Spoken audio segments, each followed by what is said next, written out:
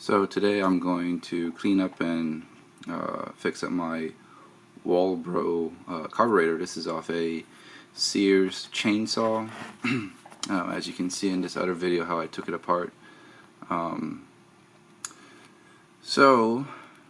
You can, when you take out the carburetor, there's some writings on here. As you can see right here, it's made in Mexico. And if you look at the side, which is the more important thing, you can see what's the model number. So this one is the WT391 carburetor, and the repair kit for it, or rebuilt kit for it, is the K10-WAT, the WAT, and you can see that there's a part number right above it. It replaces that, but this one is a 615-245. This rebuilt kit is for a lot of different carburetors. I'm going to try to see if I can post a list in the video, or at least in my down in my comments. But there's a lot of carburetors that use this rebuilt kits, and the process is the same for all of these carburetors. Now, if your Walbro carburetor isn't among this list, you might want to look at the K10-WAT. That's another carburetor kit that's pretty popular. So first thing, after it's all clean, what I'm going to do is just pull this guard off, and it just comes right off. It has the high side and the low side adjustments right there. So as you can tell right here, this is the high side and that's the low side. What I did was I just took some white paint and I touched the top of it. And since we have to back these two needles out, all I'm going to do is first turn it clockwise, so I move the needles all the way in, and I'm going to count how many turns it is, and I'm just going to write down how many turns. So first for the high side, that's 1 rotation, 1 1/3 of a rotation. So I'm going to write that down, and then we'll do that for the low side. So after I got that done, now I'm just going to back it out counterclockwise. And as this come out, as you can see, there's a needle, there's a spring right there. Some of them have washers, this one doesn't. We'll put this up to the side, and I'll do this the same for the low side. So next thing, let's open up the rebuilt kit real quick and see what's inside. There are some gaskets, and the thinner ones that looks like gaskets, these are diaphragms. Another gasket, and more diaphragms. As you can see that there's multiple gaskets and multiple diaphragms because this is for different types of carburetors. There are a couple of things in here. There's a needle, there's a Welch plug, and there's some screens, and there's different sizes of Welch plugs, by the way. Depends on your carburetor. So let's move that aside. So now, since we know what parts comes in the rebuild kit, let's start taking this apart. So the first thing is I'm going to take the top apart. Now this lever right here is touching the adjustment pin right there. I'm just going to pop it upwards so it goes away from it. It's just a little bit easier. And let's remove the screw. Now there might be gas that will pour out.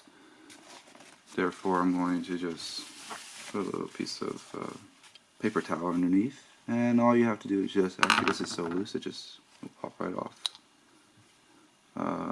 This unit is pretty clean. This is the diaphragm and then the gasket. Actually this unit looks pretty clean so far. I might just clean it and not use the rebuilt kit and save it for later. So let's put this aside. Now let's look underneath. And there are 4 screws. Let's just take those 4 screws out. Okay, so note to yourself that there's a hole right here. Just remember that the hole points out towards this direction and not where the high-low side is. So just remember that. Now let's pop the bottom off.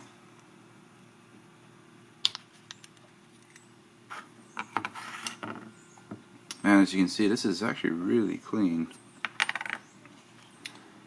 And this right here is a diaphragm, and this diaphragm, if it's cracked or if it loses its or bounciness, whatever, then that's an indication that it's not working correctly, because this diaphragm would go up and down.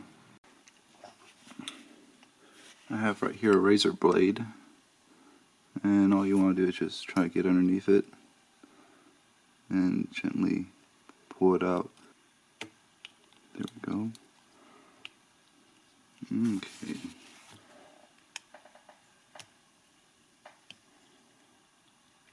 Alright, so that comes out. So you might not be able to see this, but again, what this is that the bottom has a gasket and at the top has a diaphragm. So when you replace it with a new one, again, you have to follow that orientation. So let's put this to the side for now.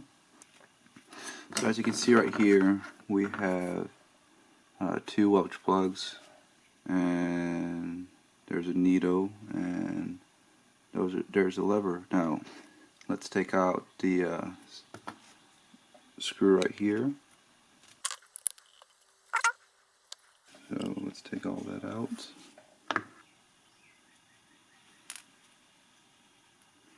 And a needle inside. There we go. So pretty much everything is almost disassembled. I could take out the Welch plugs, and in this other video it shows how I do take out the Welch plugs and how I punch it back in. The only reason why I'm not doing that today is because this carburetor is really clean. The reason why I took it apart is because since I was working on the chainsaw, might as well clean the carburetor, since this carburetor technically is from 1999 and has never been cleaned. But as you can see, it's very low usage. So one more thing to take apart is, flip it back over again, is that there's a screen right here, and you can lift this screen up by pulling upward like so. You can see some debris in there. That's not too bad. Let's move this to the side. And what I want to do next is I just want to take a carburetor cleaner, and I just want to clean through the passages. Now it's best to wear some safety glasses. Alright, put on my safety glasses. It's also good to wear gloves, but that's just depends on you. And all you do is just you go through all the passages and then you just spray through it.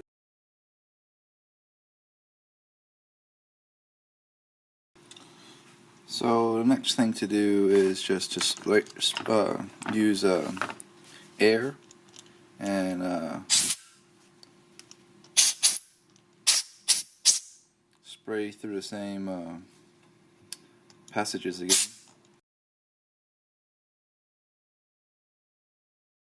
So I'm going to put the needle back in.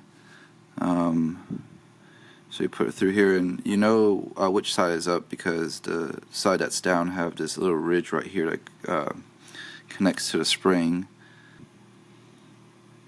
Now I want to just drop it down.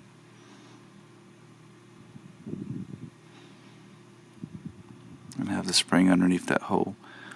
Alright, once that's in place, now I can take the screw, push this down, and now put the screw on it. There we go. Alright, so after it's tightened, you can see that it is level with this, and make sure that the spring is underneath that little hole right there. So as you can see, the way how it goes on is it wants to look like this. So first let's put the gasket. There we go. Next, let's put the diaphragm. There we go. And then now we can put the cover on. And remember, the hole is facing that way. And now let's screw down.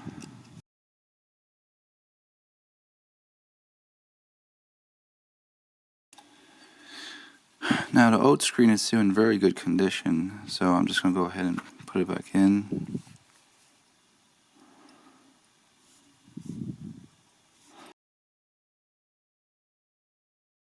Alright, after I have the oat screen in,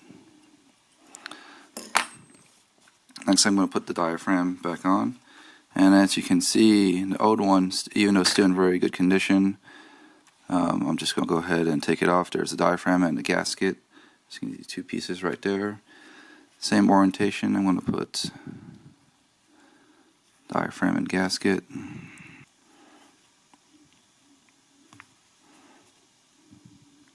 There we go.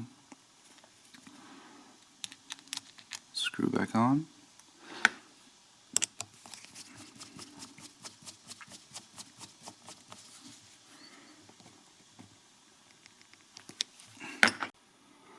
So the last thing to install are the needles right here.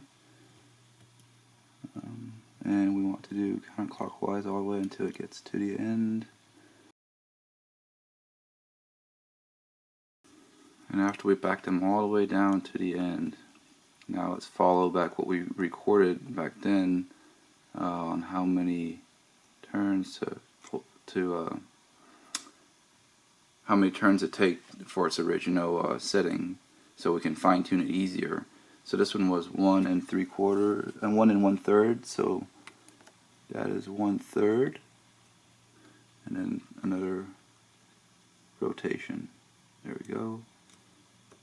And then this one is 2 1/3, so that's 1/3, and then 1, 2. There we go. So that's it.